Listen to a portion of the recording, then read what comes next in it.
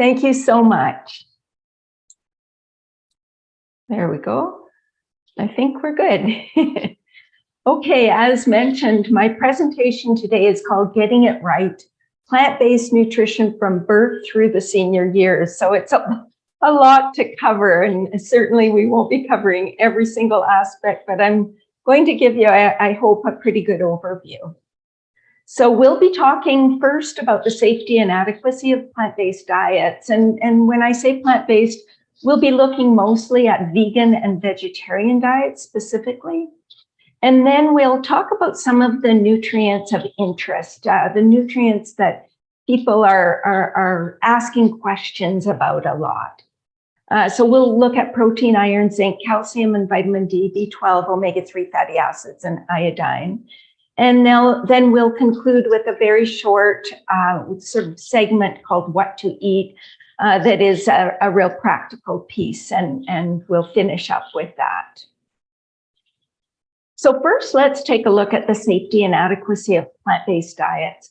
I want to begin by telling you in the 1970s, when I went to university, this was before I was actually vegan, I learned a couple of things about plant-based or especially vegan and vegetarian nutrition. One of my professors was Zach Sabry, who wrote a book called Nutri-Score, and that was the text for one of our programs. And in this book, it says adults and only adults can safely remove meat, but nothing more from their diets. And an interpretation is adults can be lacto-ovo-vegetarian. They can't be vegan. And people other than athletes, like children and teens, can't even be vegetarian. It's not safe. So that's what we learned in university. And then our introductory nutrition textbook, prior to 1975, vegetarians were included in a chapter called Food Faddism and Quackery. And then after 1975, they actually changed the title to Alternative Food Patterns. So upped it on the spectrum of acceptance a little bit. But you can imagine, so this, we're talking, what, 40 years ago, it was, basically all I can say is we've come a long way, thank goodness. The number one evidence-based resource globally has actually been this piece from the Academy of Nutrition and Dietetics on, it's actually their position statement on nutrition, on vegetarian diets. And they state in this position that appropriately planned vegetarian diets, including total vegetarian or vegan diets, are healthful, nutritionally adequate, and may provide health benefits in the prevention and treatment of certain diseases. Well-planned vegetarian diets are appropriate for individuals during all stages of the life cycle, including pregnancy, lactation, infancy, childhood, adolescence, and for athletes. And this is the sad news.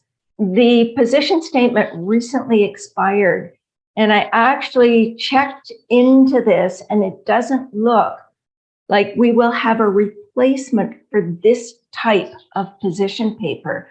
And the reason is that the Academy is shifting to a more targeted position papers that use an evidence analysis process. And so they're taking targeted questions. Right now, they're assembling an expert panel for a systematic review on vegetarian dietary patterns and health outcomes. So it won't be the comprehensive reviews that the old positions were, which to me is disappointing. But nonetheless, we will probably have a number of different reviews or position statements that do look at various aspects of vegetarian and plant-based diets. In the meantime, the 2016 paper is actually a really good resource. It's a reliable summary of the literature, and it is still used and respected around the world. There is another expert review, and the lead author on this was actually one of the authors on the 2016 position paper, Winston Craig. And so this paper is actually also very useful. It's called The Safe and Effective Use of Plant-Based Diets with Guidelines for Health Professionals. So that's one you can certainly provide to health professionals if you need this kind of document. So how do plant-based diets fare in terms of nutrient content and diet quality?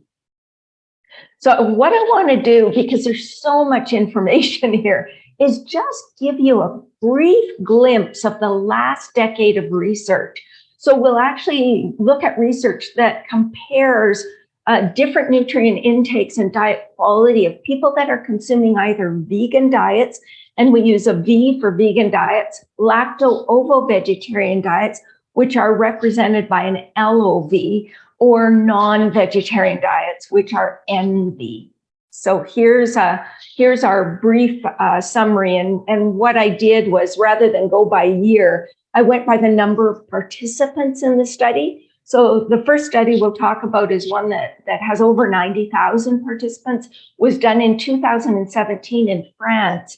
And in this study, the lacto-ovo-vegetarians and vegans have the best macronutrient composition and diet quality.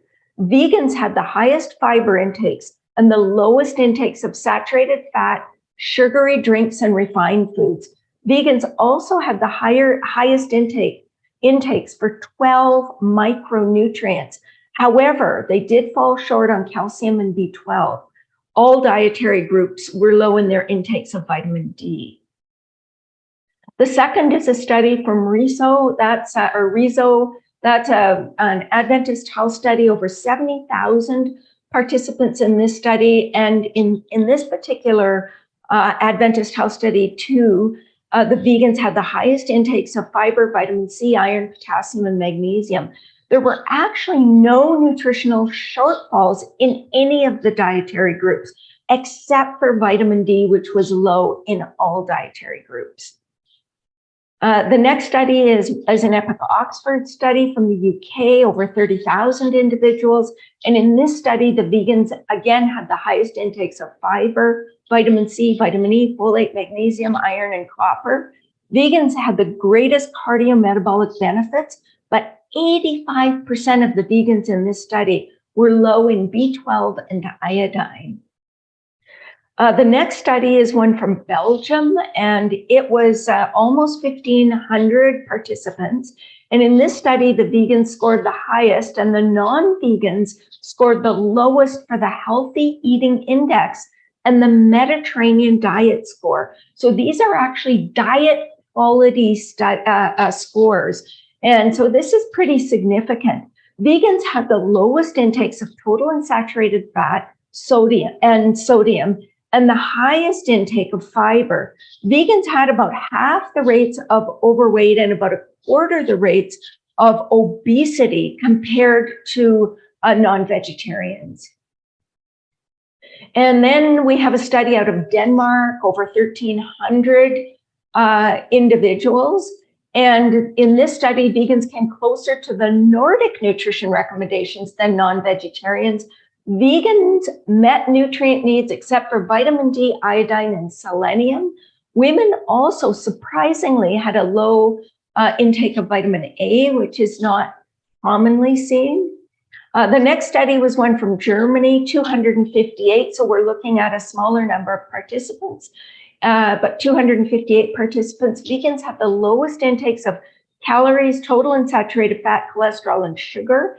Vegans have the highest intakes of fiber, vitamins A, C, E, K, folate, magnesium, and iron. However, they did fall short of recommended intakes for B12, vitamin D, calcium, and zinc. The next was a study from Switzerland, just over 200 individuals. And in this study, all dietary patterns were nutritionally sound. Vegan intakes of B12, vitamin D, calcium, and zinc were below, however, the RDA. B12 status was good, though, as vegans were using B12 supplements. And then a study out of Germany with just 72 individuals. Vegans in this study had the highest intakes of fiber, folate, and vitamins A, B1, B6, C, E, and K. There were no differences in vitamin B12, vitamin D, or iron status of the individuals in this study. However, the vegans did have reduced iodine status. And then the last study that we'll look at is one from Finland, 41 individuals, and the vegans had more favorable fatty acid profiles. They had higher fiber and phytochemical intakes. However, they did fall short on B12, vitamin D, iodine, and selenium. So in summary, well-planned vegan diets, whether they're plant-based, plant-exclusive, or omnivorous, I should say well-planned diets, whether plant-based, plant-exclusive, or omnivorous, can meet nutritional requirements. Vegans generally have the highest intakes of folate, vitamin C, K, E, iron, potassium, magnesium, and copper. The nutrients that most commonly fall short are B12, calcium, vitamin D, iodine, and zinc. So reliable sources of these nutrients need to be provided.